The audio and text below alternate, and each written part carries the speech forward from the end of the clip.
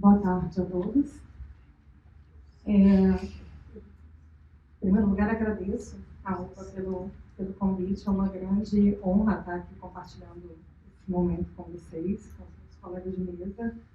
Saúdo a doutora Luciana Gil, a doutora Gleice, o doutor Gustavo, o doutor Rafael.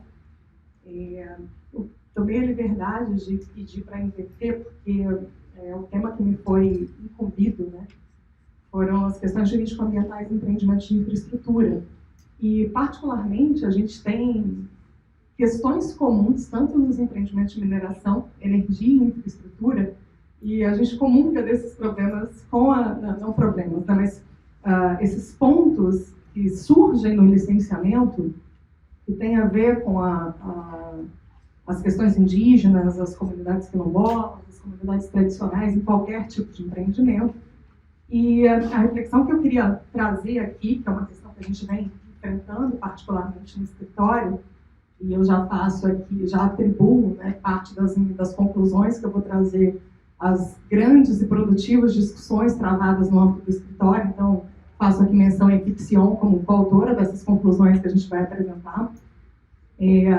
São relacionadas à certidão de conformidade com a legislação de uso e ocupação do solo, que está prevista lá na Resolução CONAMA 237 de 97.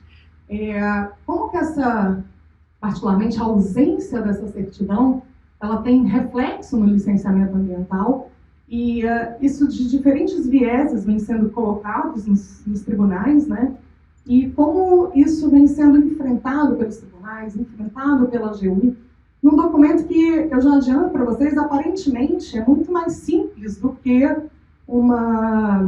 questão que foi colocada pelo Gustavo, né, de ser ou um consentimento ou uma consulta que precisa especificamente da participação da FONAI, ou pode ser diretamente. No nosso caso, a gente vai estar falando de um documento objetivo, declaratório, vinculativo, e que, portanto, traz reflexos significativos quando da sua ausência. A gente vai analisar aqui quais seriam, né, os casos dessa ausência, quando ela está posicionada, e como que os tribunais vêm se manifestando. O fato é que a questão vem sendo rotineiramente judicializada, a gente observa isso de poucos anos para cá. A doutrina praticamente não enfrenta o tema, foi uma dos motivos, né, que me fizeram optar por essa explanação, porque a doutrina explora pouco essa questão e diante da sua significância. Então, a gente começa abordando um pouquinho o contexto dessa certidão no âmbito do licenciamento, como que é tratada a natureza jurídica dessa certidão, os problemas recorrentes e como que os tribunais e a AGU vêm interpretando, a AGU já provocada algumas vezes a se manifestar sobre ela, e já trazemos aqui algumas propostas, que seria a possibilidade de aferição, ou trazemos propostas pelo menos para refletir sobre a possibilidade do órgão ambiental aferir essa conformidade de acordo com, e não ficasse apenas à mercê de dessa materialidade dentro do processo. Então, o que é essa certidão?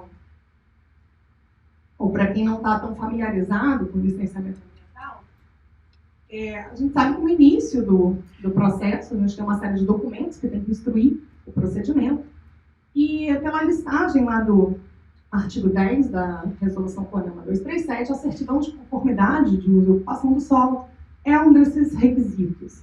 E o objetivo dessa certidão nada mais é do que atestar a conformidade daquele empreendimento com o zoneamento municipal. Ele está numa zona industrial, que está numa zona de uso misto, que está numa zona comercial, mas que comporta aquele tipo de atividade. Simples. E, na verdade, aqui também não se questiona, eu já faço essa premissa, a gente não questiona em momento algum a competência do município para legislar sobre normas urbanísticas. Ao contrário, a gente ratifica essa competência o tempo todo, né, que está prevista lá no artigo 82 da Constituição, e o município ele tem esse dever, ele não tem só essa competência, ele tem esse dever de organizar ordenamento do solo. E aí a questão que se coloca é que bastaria, então, para aferir essa conformidade, e um subsídio, por, muitas vezes, principalmente, né, quando o licenciamento é estadual ou é federal. O ente que está mais perto, o órgão estadual ou federal, ele não tem essa familiaridade com as peculiaridades locais. Então, basicamente, é um exercício de cooperação entre os entes federados. Mas essa certidão, claramente, isso é só atestar que o zoneamento local é X zona, né, X regra, e que aquele empreendimento se enquadra dentro das aptidões daquela zona, ele tem realmente uma natureza jurídica declaratória. A gente não está falando de constituição de direito, a gente está falando simplesmente de reconhecer uma situação jurídica. Que, obviamente, essa situação jurídica é reconhecida por um documento da administração pública.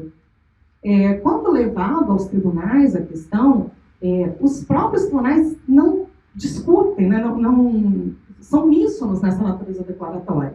E aí a gente traz esse posicionamento do MP de São Paulo, numa apelação civil que discutia exatamente o caso que tem. E esse caso de São Paulo era que o município, ele se recusava a dar a certidão de conformidade para o empreendimento porque era uma certidão que iria embasar uma renovação de licença, pelo fato de que acho que a empresa estava sendo alvo de um inquérito civil ou alguma coisa paralela referente à licença em questão. E o próprio Ministério Público dizia que essa omissão não se justificava. O município tem que se manifestar se está de acordo ou não com o zoneamento. Se há um inquérito civil, se há um processo administrativo, se está se averiguando o pós-licenciamento, isso é em âmbito de outro processo. A declaração se está de acordo com o zoneamento ou não. Então, essas questões paralelas, né, não obstaculizariam a emissão dessa certidão. O Tribunal de Justiça do Maranhão também já se manifestou 2 vezes sobre esse posicionamento, e ainda mais, uma vez sendo um ato declaratório, claro que ele é vinculativo. Ele é um ato vinculado, na verdade, um ato vinculado e vinculativo. É vinculado tanto ao poder público, que tem que emitir a certidão, pelo direito também do cidadão de obter essa certidão para o seu empreendimento, quanto é vinculativo para o órgão ambiental. Se o empreendimento estiver de acordo, né, com o zoneamento ambiental daquela área, é uma premissa para que a sua licença prévia seja, pelo menos, analisada. Agora, uma vez que não está, isso até segundo o entendimento da AGU, se não estiver de acordo com o zoneamento, seria um óbice para aquele empreendimento naquela localização. E aí você teria que analisar uma alternativa locacional. Então, a natureza jurídica nos parece muito clara, né, sem discussão.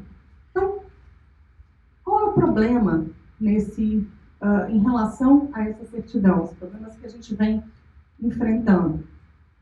Na verdade, eu destacaria aqui 4 tipos de problemáticas, né? A primeira é quando não tem legislação de uso e ocupação do solo. E aí, o município, obviamente, não pode dar uma certidão de conformidade com uma legislação que não existe. Então, como o órgão ambiental veria essa situação? O segundo caso, que também é muito comum, é quando o município condiciona a emissão dessa certidão ou a algum estudo específico a ser realizado pelo empreendedor em relação ao licenciamento, ou alguma medida compensatória ou mitigatória em relação ao empreendimento. O terceiro caso é quando a gente tem uma inadequação, é vislumbrada uma inadequação do zoneamento, mas decorrente de alguma legislação municipal. E aí, nesses casos, a gente questiona, o que é questionado é muitas vezes a constitucionalidade dessa legislação municipal, se ela poderia tratar daquele tema, e a gente passa por uma discussão de constitucionalidade. E ainda, no caso de omissão pelo município, em tempo razoável, em emitir a certidão, quando simplesmente provocado o município não se omite e não dá um posicionamento. Eu acrescentaria aqui ainda uma quinta problemática, e particularmente quem é aqui do Rio já deve ter vivenciado isso. Quando a prefeitura emite uma certidão que não é, eu diria assim, completamente declaratória da conformidade do empreendimento. Particularmente a prefeitura do Rio tinha essa situação, né? A prefeitura do Rio ela tem um sistema de geoprocessamento muito interessante, que basicamente você digita os dados do empreendimento e ela sai lá um mapinha com uma, não propriamente uma certidãozinha, mas sai uma certidão, mas sai uma declaração dizendo que o seu empreendimento, inclusive com mapinha, está localizado num lugar tal, que o zoneamento que se aplica ali é tal, conforme a disposição da lei tal. E o órgão ambiental estadual não aceitava essa certidão por ela não conter expressamente que aquele empreendimento estava de acordo com as normas de uso e ocupação do solo. Então era uma coisa meramente teratológica e a gente tinha um problema nos empreendimentos, porque a prefeitura também, a gente chegava lá, a prefeitura dizia, é para o INEA, né? O INEA sabe que a gente não dá essa certidão, e ficava quase que um mandado de segurança para conseguir uma certidão, ou então uma ação declaratória para poder reconhecer que a certidão no município era, sim, de fato, estava apta a sanar aquela irregularidade, aquela exigência do licenciamento. Mas, enfim, como essa questão é mais pontual, eu não vou me debruçar por ela. Vamos para o nosso primeiro caso, quando eu não tenho uma legislação de uso e ocupação do solo e o município simplesmente emite uma certidão ou uma declaração dizendo que não tem essa certidão. Bom, do ponto de vista jurídico, né, e da advocacia privada, pelo menos a mim parece muito simples chegar a uma conclusão que, se eu não tenho uma lei que restringe, logo me é permitido. Se eu não tenho uma disciplina de regramento, o uso que eu pretendo não é incompatível com o que não existe. No entanto, no procedimento de licenciamento ambiental, essa conclusão não é muito clara. E aí, recentemente, o IBAMA foi instado a se posicionar se uma certidão de inexistência de legislação de usurpação do solo emitida pelo município equivaleria a uma certidão positiva em relação à adequação daquele empreendimento. E a gente tem o parecer 107 de 2017, onde se reconhece, né, pela AGU, que caso o município declare não possuir a legislação regular de uso e ocupação do solo, o IBAMA pode, sim, conferir esse efeito de certidão positiva, né, para esse tipo de manifestação. Nesse caso, a AGU ela atribui esse efeito apenas à certidão emitida pela prefeitura. Mas a gente tem casos que eu poderia colocar aqui por analogia, se fosse uma certidão da Câmara de Vereadores. Esse posicionamento a gente não tem claramente ainda, apenas em relação à certidão do município. Um outro caso é quando eu tenho o condicionamento pelo município, como a gente já falou, de que sejam realizados estudos técnicos específicos em relação aos impactos do empreendimento no seu território, ou medidas compensatórias já sejam consignadas, né, para a emissão da certidão, medidas compensatórias em relação ao empreendimento. A mim também parece uma situação um pouco mais clara de enfrentar, com base no artigo 1º, inciso 2, da Resolução CONAMA 237, de 97, e no artigo 13 da Lei Complementar 140. Por quê? Porque o próprio artigo 13 já disciplina que o licenciamento ele é feito num único ente federativo, o que não cerceia a participação dos demais entes, que não aquele licenciador. Isso pode ocorrer também por previsão expressa do parágrafo 1º do artigo 13 da Lei Complementar 140, que esses entes interessados, né, se manifestem, podendo consignar aí seus pleitos do que eles acham que seja pertinente do ponto de vista de estudos técnicos, dos estudos, né, em relação às peculiaridades do seu território, das medidas mitigatórias e compensatórias que entendem pertinentes em relação ao empreendimento. sempre de maneira não vinculante. E até pelo conceito da própria licença ambiental, de que é o órgão licenciador que estabelece essas medidas mitigatórias e compensatórias. De que é o órgão licenciador quem delineia quais são os estudos que serão feitos no âmbito do licenciamento. No entanto, ainda assim, na prática, a gente, ou pelo menos não é difícil encontrar situações reais em que o município condiciona essas certidões, a emissão dessas certidões. A gente também tem alguns precedentes no Tribunal de Justiça de Minas Gerais, em que o TJMG já se manifestou de que essa certidão, que não cabe ao município exigir, né, a realização de qualquer tipo de estudo ambiental, porque isso seria entendido como uma superposição de competência ao licenciamento. O Eduardo Binha até usa uma expressão que eu particularmente sou muito simpática, né? Na verdade, desculpa, não, essa expressão não é do Binha, é do senhor, que é um licenciamento pela via transversa, né? Do município acabar sendo o ente licenciador e através do condicionamento de estudos para a emissão da certidão. Também o TJ de Minas já se manifestou pela impossibilidade de condicionamento, né, de imposição de medidas compensatórias para a emissão da certidão. De qualquer forma, eu tenho que fazer aqui algumas ressalvas nesse caso. Numa recente decisão do STF, da ministra Carmen Lúcia, onde ela entendeu pela possibilidade do município consignar a exigência de estudos específicos para a emissão da certidão, mas nesse caso o município tinha uma legislação somente para tratar da certidão de usurpação de solo. E aí é uma situação, até já foi colocado aqui mais cedo pelo BES, de que o país faz jurisprudência com uma decisão, né? Então, já faço a ressalva dessa decisão, que ela tem todo um contexto onde o município tinha uma legislação específica que disciplinava a emissão da certidão de usurpação de solo.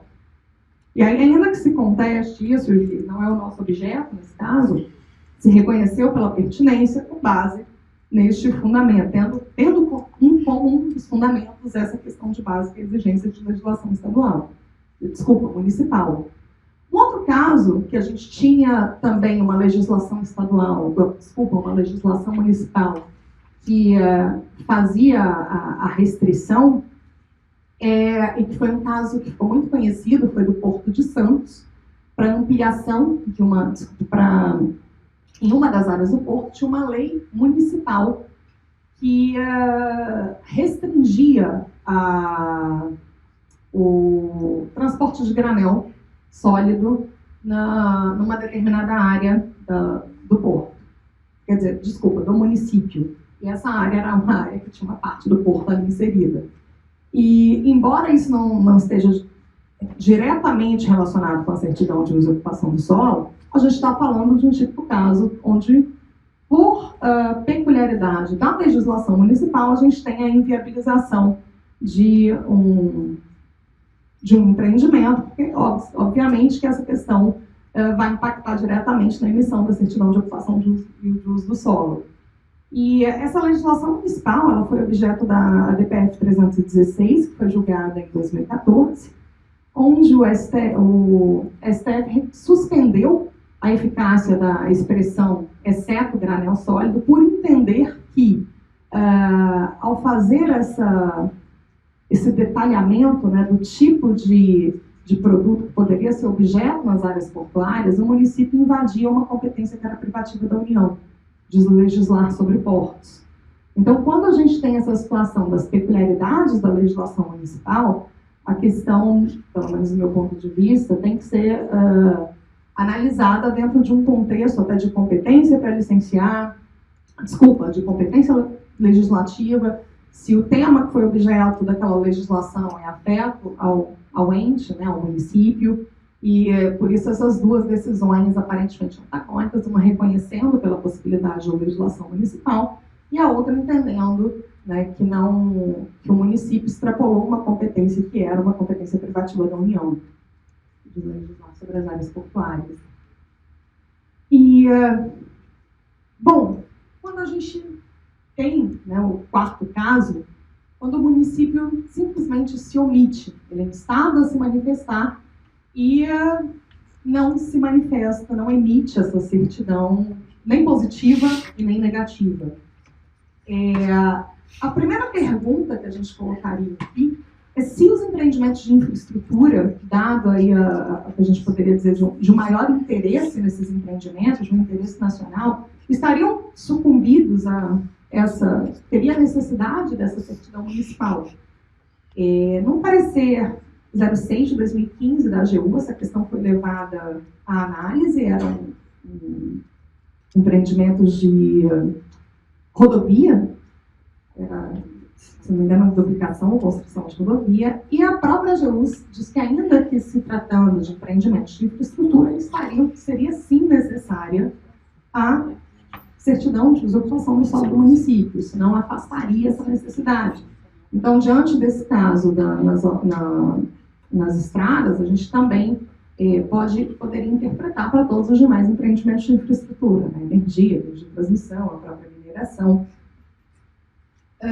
No entanto, e aí a própria AGU também aqui já fala expressamente pela vinculação do documento. Se é uma certidão que permite aquele tipo de empreendimento naquele local, perfeitamente possível, se não permite o empreendimento, tem que avaliar uma viabilidade locacional. No entanto, diante de uma omissão, o empreendedor, né, e aí vamos até tratar de empreendedor infraestrutura, poderia dar continuidade ao licenciamento? A gente tem precedentes do TRF3 dizendo que não, no caso de omissão, ela tem que ser sanada pela via judicial. Então, a omissão, necessariamente, seja pelo precedente da AGU, seja pelos precedentes do TRF3, a omissão necessariamente levaria à busca, né, pela tutela judicial. Os casos que a gente tem visto, né, dos precedentes judiciais, é que, uma vez levado, né, ao judiciário, o judiciário sempre tem entendido pela duração razoável do processo e mandando o município se manifestar positivo ou negativamente, mas o que a gente analisa aqui é se necessariamente não teria outra via, né, que não fosse a via alternativa. Então, só para ilustrar, né, antes de ir para a via alternativa, a gente tem algum precedente do TJ do Maranhão, né, entendendo que a demora injustificada da administração pública é uma ofensa aos direitos constitucionais e, por isso, já estou caminhando para o fim. Seria, né, lei da via do mandato de segurança. Agora, essa omissão ela teria uma alternativa de ser sanada, que não a via judicial, e essa é uma proposta que a gente se predispôs a analisar e a discutir, e particularmente a gente entende que sim. E por quê? A gente entende que poderia sim ser aferida essa conformidade dentro do processo de licenciamento a partir de estudos técnicos apresentados pelo empreendedor. Por quê? Porque aqui, volto a repetir, diferente de um posicionamento da FUNAI, da Fundação Cultural Palmares, são manifestações subjetivas que também, de cunho subjetivo, porque elas têm que analisar o estudo, elas têm que propor medidas mitigatórias, medidas compensatórias. Aqui a gente está falando de ato declaratório. Então, e se nessas manifestações, pela Portaria Interministerial 60 de 2015, que o Gustavo comentou, é possível que o órgão ambiental caminhe com o processo de licenciamento se os intervenientes não se manifestarem no tempo que é estabelecido dentro da portaria? Aqui a gente entende que, em se tratando de ato declaratório, poderia sim inverter a premissa para que o empreendedor, da mesma forma que apresenta os estudos para subsidiar as outras manifestações, apresente também, até porque é uma coisa muito objetiva de ser colocada. Eu tenho a legislação, eu tenho o endereço do empreendimento, eu tenho mecanismos de geoprocessamento. Eu diria que é o parâmetro mais objetivo do licenciamento ambiental, é a adequação locacional. Você consegue perfeitamente inferir. E por que isso não seria... Eu vejo essa possibilidade. O empreendedor já produz essa informação no âmbito dos estudos que vão estar subsidiando o licenciamento, então é uma informação que existe. A objetividade dessa informação e, mais ainda, a gente tem mecanismos de, se não evitar, coibir, ou ainda que se pense, né, da pior das hipóteses, de informação falsa ou alguma coisa nesse sentido, que é muito difícil porque é uma informação muito objetiva. A gente tem os mecanismos administrativos, né, como infração administrativa, como crime ambiental, e ainda a hipótese de suspensão, cancelamento ou modificação da licença ambiental quando você configura que uma informação relevante foi usada para subsidiar a emissão da licença. Então, uma bandeira que a gente defende é, sim, de se admitir a possibilidade, né, que diante de uma situação de omissão principalmente, eu defenderia até mais, eu defenderia que em qualquer caso, mas principalmente diante de uma omissão do poder público municipal na emissão dessa informação, dessa declaração, que possa, sim, o empreendedor produzir essa informação do processo de licenciamento e essa informação ser aferida pelo órgão ambiental, porque a gente tem mecanismos para resguardar, primeiro para conseguir estar trabalhando com essa presunção de legalidade do empreendimento, premissas para fazer resguardar essa certidão.